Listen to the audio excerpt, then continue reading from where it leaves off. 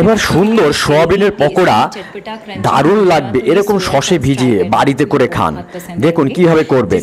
সোয়াবিনটাকে নেবেন, সোয়াবিনটাকে নিয়ে গরম জলে সুন্দর করে ভেজাবেন, একটু নুন দিয়ে দেবেন, নুন দিয়ে খানিকক্ষণ ভিজিয়ে রেখে দেবেন। তারপরে মশলা তৈরি করবেন, দই নেবেন, দই নেওয়ার সঙ্গে গরম মশলা দেবেন, চাট মশলা দেবেন, জিরা পাউডার দেবেন, কসুরি মেথি দেবেন, রেড চিলি দেবেন, টারমারিক দেবেন এবং কোরিয়ান্ডার পাউডার বা ধনে, এই সবগুলো মিক্স করে দই দিয়ে সুন্দর করে মাখবেন। মেখে রেখে দিয়ে একটু ধনে একটু দিয়ে কোরিয়ান্ডার পাতা দিয়ে কারি পাতা দিয়ে সুন্দর করে প্যান্ট বানাবেন। এবার ওগুলোকে দিয়ে সোয়াবিনটাকে কিছুক্ষণ ঢেকে রাখবেন, ঢেকে দিয়ে ওপর দিয়ে কর্নফ্লাওয়ার দেবেন, কর্নফ্লাওয়ার দিয়ে আটা আটা হবে, সুন্দর করে বড়া ভাজুন তেলের মধ্যে, ছাঁকা তেলে দিয়ে সস দিয়ে সুন্দর করে টুকটুক করে খান।